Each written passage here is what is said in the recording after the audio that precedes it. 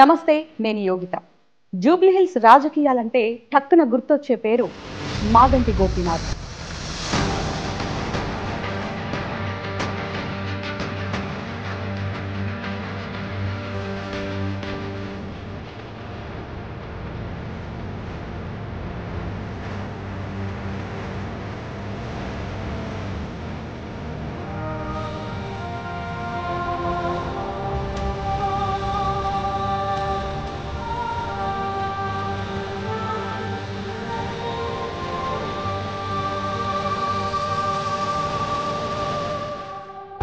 కానీ ఆయన అకాల మరణం తర్వాత ఆయన కలల్ని సాకారం చేసేటువంటి సంకల్పంతో ప్రజల ముందుకు వస్తున్న మాగంటి సునీత ఈరోజు మనతో ఉన్నారు.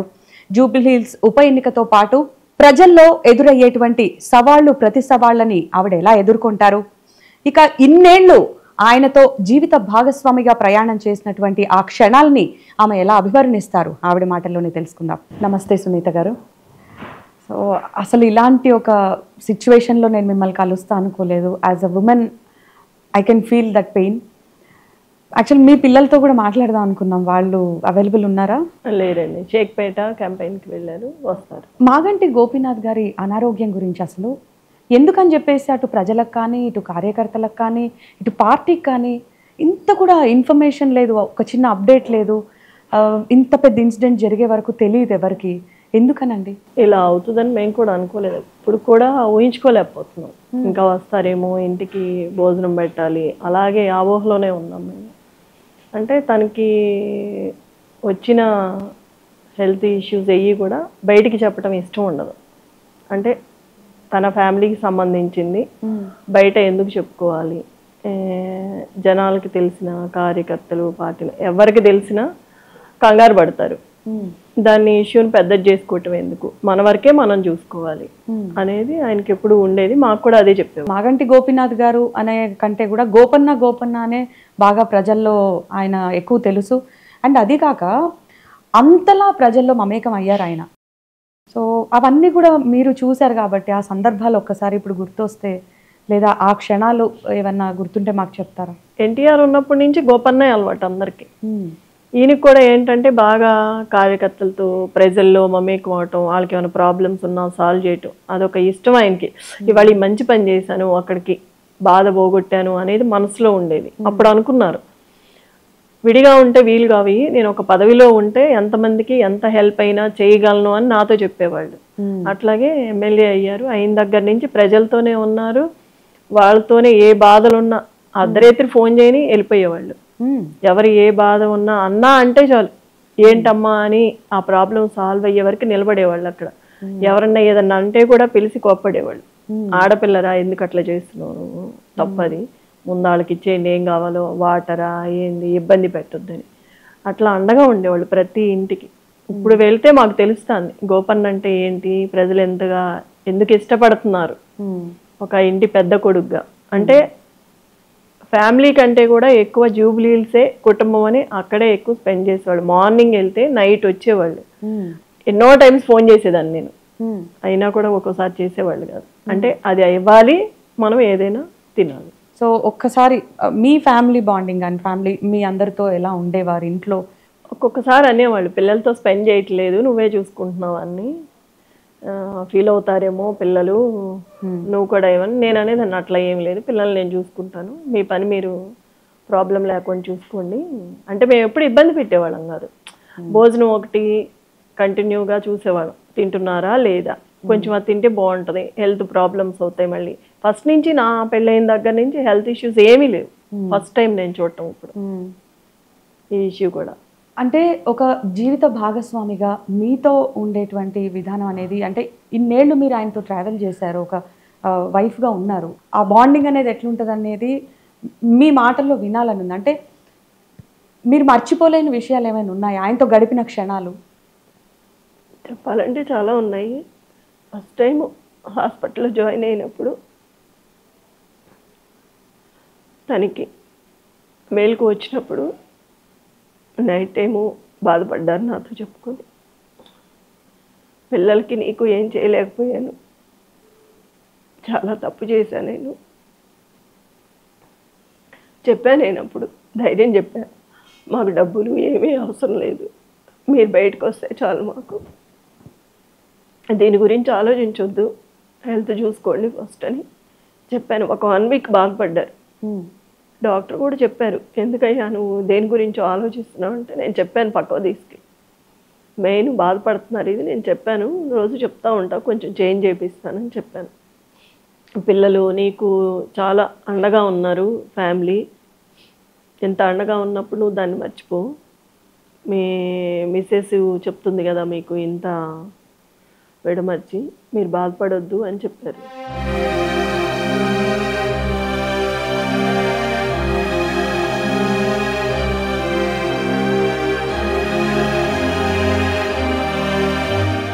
మీరు బాధపడుతుంటే మేము చూడలేకపోతున్నాం, కాకపోతే మీరు ఆయనతో గడిపిన ఆనంద క్షణాలు ఏమైనా గుర్తున్నాయా? అంటే 2008లో 7లో ఇక్కడికి వచ్చాం మీ ఇంటికి. వచ్చినాక కొంచెం బెటరు, కానీ నాతో చెప్పేవాళ్ళు మన కష్టాలు బయటికి చెప్పొద్దు, మీ మదరాళ్ళకు కూడా చెప్పొద్దు అనేవాళ్ళు, తెలియనివ్వద్దని. అంటే అంత గోప్యంగా ఉంచేవాళ్ళు. ఒకళ్ళ దగ్గర మనం వలస అవ్వకూడదు, మన బాధ మనతోనే ఉండాలి.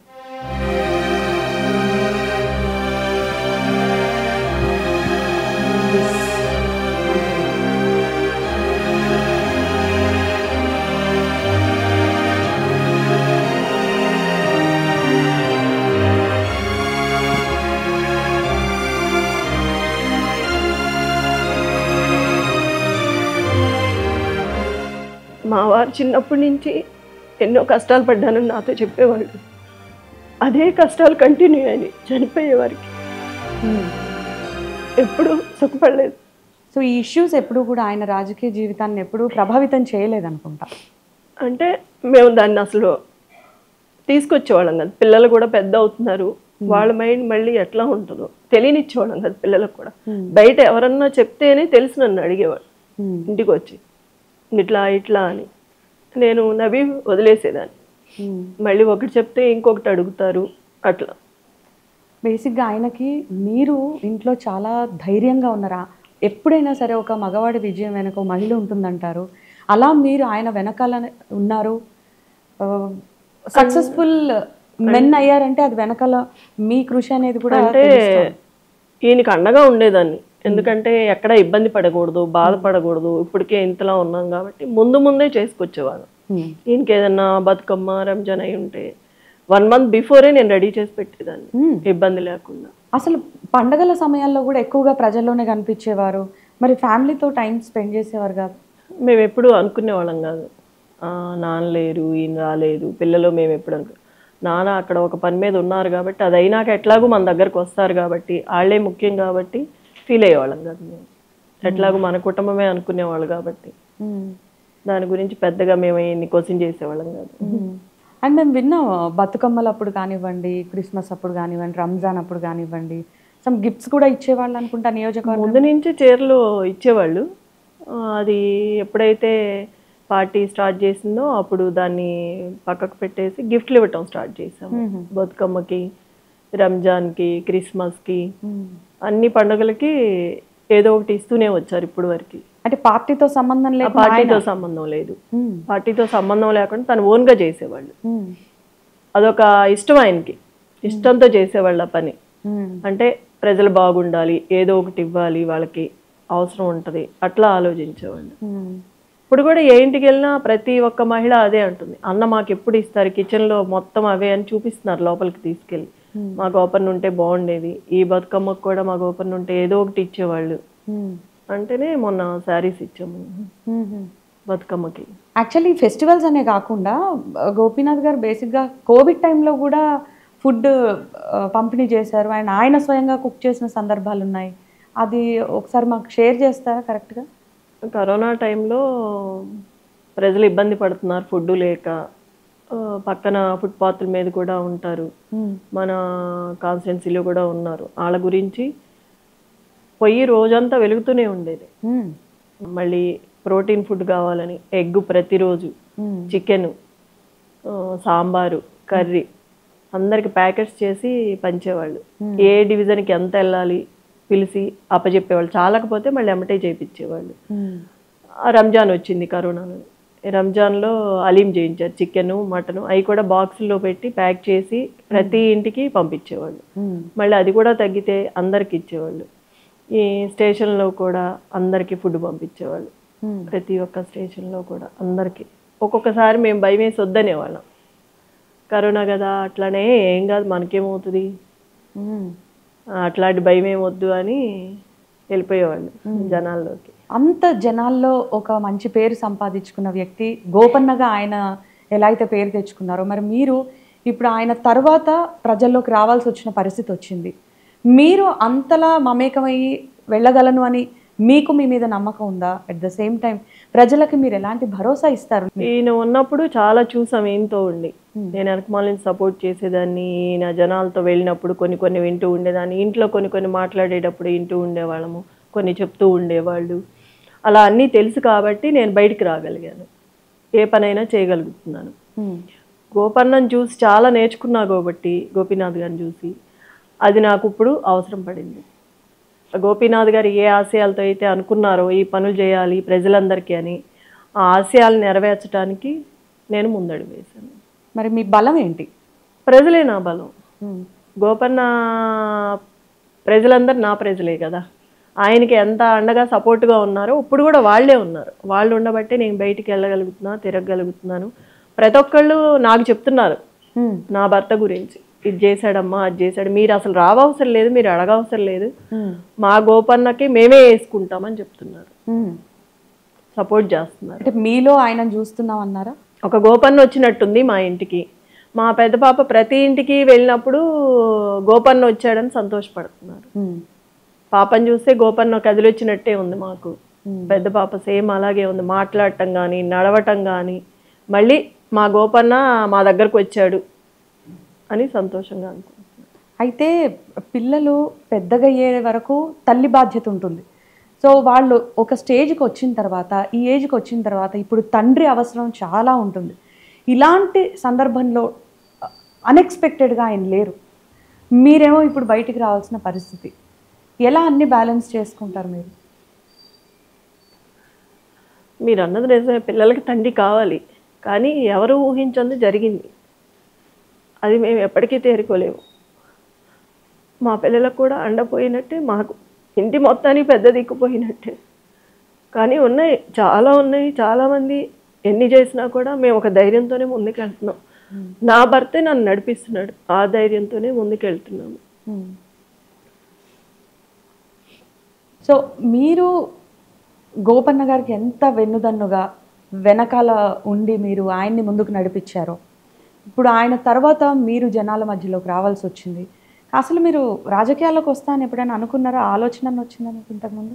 ఎప్పుడూ అనుకోలేదు, ఊహించుకోలేదు. అసలు గోపీనాథ్ గారు ఇలా అవుతుందని కానీ ఇట్లా మేము చూడాల్సి వస్తుందని ఎప్పుడు అనుకోలేదు, ఊహించుకోలేదు. ఊహించుకోని సంఘటన జరిగింది.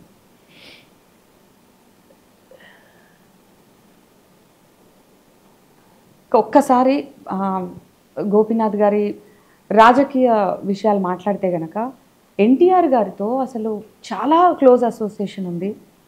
అంటే ఒక ఫ్యామిలీ మెంబర్ లాగా, సొంత పిల్లల కంటే కూడా ఈయనకే బాగా ఇంపార్టెన్స్ ఇచ్చేవారని విన్నాం. అది కాక ఎన్టీఆర్ గారి అస్థికల్ని కూడా లక్ష్మీ పార్వతి గారితో మాట్లాడి ఆయనే తీసుకొచ్చారని తెలుసు. సో ఈ బాండింగ్ గురించి ఒకసారి చెప్తారా మాకు? చెప్పేవాళ్ళు ఎన్టీఆర్ గారికి నేనంటే చాలా, మనం కొడుకులా చూసుకునేవాళ్ళు. అంటే ప్రతిదీ గోపి గోపి అని పిలిచేవాళ్ళు, నాతోనే చేయించుకునేవాళ్ళు. యాక్చువల్లీ ఈయన కృష్ణ ఫ్యాను, కానీ ఎన్టీఆర్ గారు అంటే చాలా అభిమానం. పార్టీ అన్న ఎన్టీఆర్ గారు, ఆ అభిమానంతోనే ఎన్టీఆర్ గారి దగ్గరికి వెళ్ళి ఆయనతో పాటు ఉండి పనిచేసేవాళ్ళు. ఎక్కడికి వెళ్ళినా కూడా బుల్లెట్ ర్యాలీ తీసేవాళ్ళు. అది ఇక్కడి నుంచి ట్రైన్లో వేసి, చెన్నై అయితే చెన్నైకి వీళ్ళు ఫ్లైట్లో వెళ్ళి అక్కడి నుంచి అవి తీసుకొని ఎన్టీఆర్ గారు రాకముందే వీళ్ళు రెడీ చేసి పెట్టుకొని బుల్లెట్ ర్యాలీ తీసేవాళ్ళు. ఆ టైంలో కరుణానిధి గారు ఈయన అడిగారంట, కనుక్కుంటే నీ పేరు చెప్పారయ్యా, ఇదంతా ఎవరు చేస్తున్నారని. అంటే నువ్వు నా దగ్గరకు వస్తావా, ఎంత కావాలంటే అంత ఇస్తారంటే, నేను డబ్బు కోసం పనిచేయట్లేదు, ఎన్టీఆర్ గారంటే నాకు అభిమానం, పార్టీ అభిమానం, ఆ అభిమానంతో చేస్తున్నాను అని చెప్పారు. ఎన్టీఆర్ గారు అంటే అంత అభిమానం, తర్వాత కేసీఆర్ గారి దగ్గరకు వచ్చిన తర్వాత కేసీఆర్ గారితో కూడా చాలా మంచి అనుబంధం ఉందని తెలుసు. 2016లో పార్టీ మారిన తర్వాత బీఆర్ఎస్లోకి వచ్చిన తర్వాత ఎప్పుడు చెప్తా ఉండేవాళ్ళు, ఎన్టీఆర్ గారి తరువాత కేసీఆర్ గారిని మించిన నాయకులు లేరు, రారు అని చెప్పేవాళ్ళు. నాకు చాలాసార్లు చెప్పారన్నమాట. చివరి వరకు నేను కేసీఆర్ గారితోనే ఉంటాను, ఎప్పుడు వరకు ఉంటే అప్పుడు వరకు. అసలు ఈయన అంత స్ట్రాంగ్ ఉండే కేసీఆర్ గారు గోపీనాథ్ గారి గురించి కంటతడి పెట్టుకున్నారంటే ఆయన చనిపోయినప్పుడు వాళ్ళిద్దరి మధ్య ఉన్న అనుబంధం అర్థం అవుతోంది. చెప్పేవాళ్ళు కేసీఆర్ గారు అంటే నన్ను ఒక ఆత్మీయుల్లా చూసుకునేవాళ్ళు, ఒక కొడుకులా చూసుకునేవాళ్ళు. నాకు చాలా హ్యాపీ అనిపించేది ఆయన చూస్తే, ఒక తల్లిలాగా. అంటే అంత అభిమానించేవాళ్ళు, అంత అనుకునేవాళ్ళు, మాతో చెప్పుకునేవాళ్ళు. మా ఇద్దరి గురించి బయట అంత సఖ్యత తెలియదు కాబట్టి ఏదేదో అనుకుంటారు. ఆయన అంటే అంత అభిమానంతో ఉండేవాళ్ళు. ఆ అభిమానం నాకు, ఆయన ఏడ్చినప్పుడు నాకు ఆయన చెప్పినవన్నీ గుర్తొచ్చాయి నాకు. అందుకే చెప్పారని. అంటే ఆ రోజు నేను చూసా ఆ బాధని. ఈయన చెప్పింది గుర్తొచ్చి నాకు ఎంతగా చెప్పారనంటే, ఈయన గురించి మొత్తం తెలుసు కాబట్టి చెప్పగలిగారు, అనుకున్నారు. అంటే ఒక కుటుంబంలో అనుకున్నారు. కేసీఆర్ గారికి ఎంతలా దగ్గరయ్యారో గోపీనాథ్ గారు, మరి ఆ రేంజ్, ఆ స్థాయిలో మీరు కూడా పార్టీకి అంత విధేయతగా మీరు ఉండగలరా? పార్టీ మాకు ఇప్పుడు వరకు అండదండగా ఉంది. ఈయన చనిపోయినప్పుడు కూడా చాలా అండగా ఉంది. మాకు అంత అండగా ఉన్న పార్టీని చివరి వరకు పార్టీతోనే ఉంటాను. ఆ అభిమానంతోనే నేను పార్టీకి కష్టపడి పనిచేస్తాను. మరి మీరు రోజు వెళ్తున్నారు క్యాంపెయినింగ్కి, చూస్తూ ఉన్నారు నియోజకవర్గంలో సమస్యలన్నీ కూడా. ప్రతి ఇంటికి వెళ్ళినప్పుడు మేము వాళ్ళని అడగక ముందు వాళ్ళు నాకే చూపిస్తున్నారు తీసుకెళ్ళి, అన్న ఈ రోడ్డు వేశారు, ఈ వాటరు, ఈ కరెంటు, ఇవన్నీ అన్నే చేయించారు. ఎన్నో 30 సంవత్సరాల క్రితం ఉన్నాయి కూడా ఎవరూ చేయలేని అన్న చేసి పెట్టారు మాకు. మా ఇంటి పెద్ద కొడుకు అనుకున్నాము, ఆ దిక్కు పోయింది. మేము ఇప్పటి నుంచి ఎవరితో చెప్పుకోవాలి? మేము ఎవరు చేస్తారు మాకు ఇంత ప్రాణం పెట్టి? అర్ధరేత్రి అపరేత్రి అన్న అంటే ఫోన్ తీసి మాట్లాడేవాళ్ళు, ఏ పనైనా చేసి పెట్టేవాళ్ళు.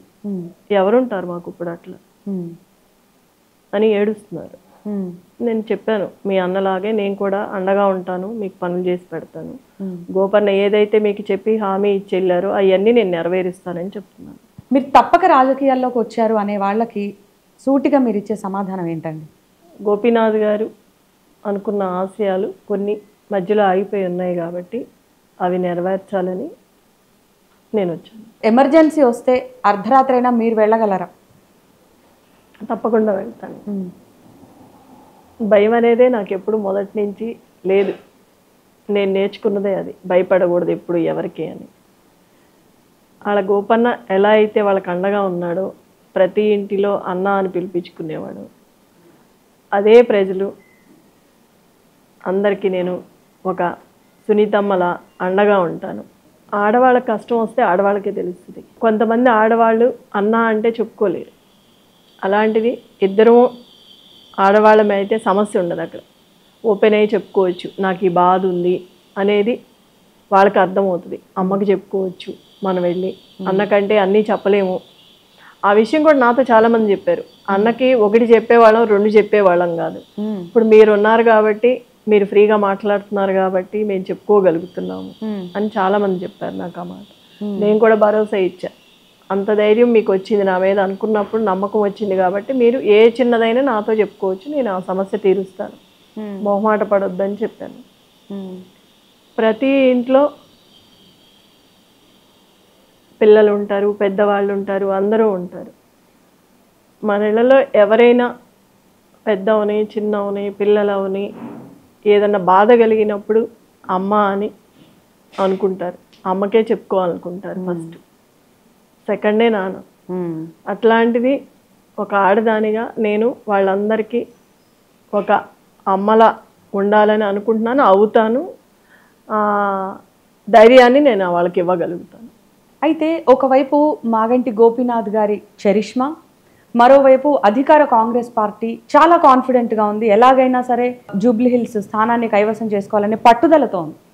మరి మీరు ఎలా ఎదుర్కొంటారు? మీ ప్లాన్స్ ఏంటి? కేసీఆర్ గారు ఇచ్చిన పథకాలు, అభివృద్ధి పనులు ఏవైతే ఉన్నాయో గోపీనాథ్ గారు ఇప్పుడు వరకు చేసుకుంటా వచ్చి జనాల్లోకి తీసుకువెళ్ళి ఏ పథకం వచ్చినా మళ్ళీ వాళ్ళకి అందుతుందో లేదో అని స్వతహాగా తనే వెళ్ళి ప్రతి ఇంటికి ప్రతి గడపకి వెళ్ళి ఆయన చేతులతో ఆయనే ఇచ్చేవాళ్ళు. ఈయన చేసిన అభివృద్ధి పనులే నన్ను గెలిపిస్తాయి, ఆ నమ్మకం నాకుంది. ఆ గోపన్న ఒక మాట చెప్పేవాళ్ళు ఎప్పుడు, జనాలకు మనము ఎప్పుడు ఏ కష్టం వచ్చినా అండగా ఉంటే మనకు కష్టం వచ్చినప్పుడు ఆ ప్రజలే మనకు అండగా ఉంటారు. యాక్చువల్లీ నియోజకవర్గంలో లీడర్స్తో గోపన్న గారు ఎలా ఉండేవారు? అందరినీ కలుపుకొని పనిచేసుకుంటూ వెళ్ళేవాళ్ళు, ప్రతి ఒక్కళ్ళని కలుపుకునేవాళ్ళు. అసెంబ్లీ సాక్షిగానే కేటీఆర్ గారు అన్నారు, గోపీనాథ్ గారి గురించి మాట్లాడిన సందర్భంలో, ఊపర్ షేర్వాణి అందరు పరేషాని అని చెప్పేసి, అంటే అలాంటి మాట వాడారని, ఇలాంటి ఇంట్లో ఉంటున్నారా, ఇంటికి వెళ్ళి కూడా చూసామని చెప్పేసి కూడా అన్నారు ఆయన. సో మీరు చెప్పండి, ఎలాంటి సమస్యలు ఉండేవి ఆయనకు అసలు? ఎందుకు బయటికి ఎవరికి చెప్పుకునేవారు కాదు? మన హైదరాబాద్ లో సామెత చెప్తారు, ఊపర్ షేర్వాణి అందరు పరేషాని. అక్కడ పోయిన తర్వాత నేను హరీష్ రావు గారు నిజంగా ఆశ్చర్యంలో నేను, గోపీనాథ్ గారు ఉండే ఇల్లు మాదాపూర్ ప్రాంతంలో చాలా చిన్న ఇల్లు అధ్యక్ష. ఎన్నడూ కూడా గోపీనాథ్ గారు గుంబనంగా చాలా ఎక్కడ కూడా తనకేమైనా ఇబ్బంది ఉన్నా చెప్పేవాడు కాదు అధ్యక్ష. అక్కడ పోయిన చూసిన తర్వాత వాళ్ళ ముగ్గురు పిల్లలు 20, 21, 22 ఏళ్ళు ఉంటాయి. ఎవరు కూడా ఇంకా పెళ్లి అవ్వలేదు, సెటిల్ అవ్వలేదు. వాళ్ళని చూసి బాధపడ్డాం, తర్వాత ఇల్లు చూసి కూడా బాధపడ్డాం, ఇట్లా ఉన్నారా ఈయన ఇన్ని రోజుల్లో. ఎందుకంటే ఎప్పుడు ఏ ఫంక్షన్ వచ్చినా బాగా లావిష్ గా ఖర్చు పెట్టేటోడు అధ్యక్ష. ఊపర్ షేర్వాణి అందరు పరేషాన్ ఎందుకన్నా అంటే, ఎక్కడ కూడా ఏంటంటే తెలియనియలే మాకు ఈ కష్టం ఉందని కానీ ఇంకోటని కానీ. తెలంగాణ ప్రభుత్వం ఆనాడు బతుకమ్మ చీరలు అనే కార్యక్రమం ప్రారంభించినాం అధ్యక్ష. కానీ అంతకంటే ముందే గోపీనాథ్ గారు తన కాన్స్టిట్యున్సీలో బతుకమ్మకి చీర పెట్టే ఒక సంస్కృతిని కూడా తీసుకొచ్చింది గోపీనాథ్ గారు అధ్యక్ష. మనందరం గోపీనాథ్ అని ఇక్కడ పిలుస్తాం కానీ ఆయన మొత్తం కాన్స్టిట్యున్సీలో మాత్రం గోపన్నగానే పిలుచుకుంటారు. అట్లాంటి సింహంలా బతికిన మనిషి నేను ఈ బయటికి రాకూడదనే ఎన్ని పోగొట్టుకున్నా కూడా దిగమింగుకొని ఉన్నారు. కొంతమంది అనేవాళ్ళు నన్ను, సార్ అట్లా చేస్తా అంటే నువ్వు కూడా ఏమీ అనవా, ఇంట్లో ఆడాళ్ళు ఊరుకోరు కదా అట్లా అని. కాకపోతే నేను ఎప్పుడు ఒకటే చెప్పేదాన్ని, ఈయనకి అన్నీ తెలుసు, ఎప్పుడు ఏం చేయాలో తెలుసు. మేము ఎప్పుడు ఏదో చెప్పము, దేనికి అడ్డు చెప్పము. ఈయన ఏ బాటలో వెళ్తే అదే వెళ్తాము, అదే పని చేస్తాం. మేము డబ్బు లేదు అనే ఇబ్బంది కలగలేదు ఈయన ఉన్నంత వరకు. మాకు ఎప్పుడు అంటే తెలియనివ్వలేదు. మాకు ఏది కావాలన్నా మాకు ఇచ్చేవాళ్ళు, ఇంట్లో పిల్లలకు కానీ మాకు కానీ, బయట ప్రజలకు ఏ అవసరమైనా ఇచ్చేవాళ్ళు. ఆయన అనుభవించారు తప్ప మీకు ఎప్పుడు ఆ ప్రాబ్లం రానివ్వలేదు. ఇప్పుడు మాకు తెలుస్తుంది ఆ బాధ అనేది ఏంటో. ఇప్పుడు కూడా నాకు కూడా ఆయన బాటలోనే వెళ్తాను. మాకు డబ్బు కావాలి అనే ఆశ లేదు. అంత ఆశ ఉంటే ఈయనకి ఎప్పుడో అడ్డు చెప్పేవాళ్ళం. మీరు ఎవరు అడిగినా ఇంటర్వ్యూలు ఇవ్వట్లేదట, ఎందుకని? ఈవెన్ నాకు కూడా ఇంత టైం పట్టింది మీతో మాట్లాడాలంటే. అంటే నేను కొంత బాధలో ఉన్నా, ఊహించుకొని సంఘటన జరిగింది మా ఇంట్లో. నాకు కూడా ఆ బాధతో ఏమి ఇవ్వగలనో లేదో మీ క్వశ్చన్స్కి ఆలోచించే టైం లేదు నా దగ్గర. ప్రజల్లో ఎక్కువ వెళ్తున్నా కాబట్టి అందుకే ఈ తక్కువ టైంలో ఆ పనులన్నీ చేసుకుంటూ పోతూ అధికారంలోకి వచ్చినాక ఎవరు ఎన్ని అడిగినా ఏది అడిగినా టైం ఇస్తాను, చేస్తాను. సానుభూతి ఓట్లు అని చెప్పేసి మీ విజయాన్ని తక్కువ చేసేవారికి మీరేం చెప్పాలనుకుంటున్నారు? మీరు అడిగింది తప్పు. సానుభూతి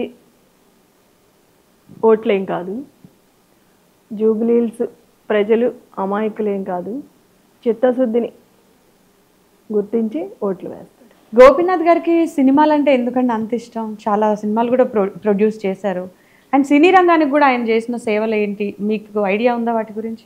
సూపర్ స్టారు కృష్ణ గారు ఫేవరెట్. కృష్ణ గారి గురించే మూవీ తీశారు రవణ. దాంట్లో కృష్ణ గారు ఉంటారు, రాజశేఖర్ గారు. అంత అభిమానంతో చేశారు ఆ సినిమా. చెప్పేవాళ్ళు ప్రొడ్యూసర్లు అంటే కామన్ గా డబ్బు సంపాదించాలని అనుకుంటారు. లేదు, మాకు ప్రతి మూవీ లాస్, కానీ ఈయన ఓన్తోనే చేశారు. ఇక మీ పిల్లల విషయానికి వచ్చేసరికి పిల్లల ఫ్యూచర్ గురించి కానీ ఇలా మీరు మాట్లాడుకున్న సందర్భాలు ఉండే ఉంటాయి కదా, సో ఏం డిస్కస్ చేసుకునేవారు? అక్షర అంటే బాగా ఇష్టం, ముగ్గురు అంటే బాగా ఇష్టం. కానీ ఒక సందర్భంలో అక్షర పుట్టిన తర్వాత ఒక సెంటిమెంట్ ఉండేది, కలిసి వచ్చిందని. సడన్గా ఈ లోపు ఇట్లా అయింది. తను కూడా ఒక 2 వీక్స్ అసలు మాట్లాడలేదు, తినలేదు, తాగలేదు, ఏంటనేది కూడా మనకు తెలియదు. అట్లా అయిపోయాడు. మాకు కూడా భయం వేసింది. యాక్టర్ని చేద్దాం అనుకున్నట్టున్నారు మీ అబ్బాయిని కూడా? అవును, చాలా ఫస్ట్ హీరోగా నేనే ఇంట్రడ్యూస్ చేయాలి, నేనే మూవీ తీయాలి అని బాగా కోరికగా ఉండేది. పాపకు కూడా ఈ ఇయర్ పెళ్లి చేయాలనుకున్నారు. చిన్న పాపకి ఇంకా టైం ఉందని 3rd ఇయర్ చేస్తుంది LLB.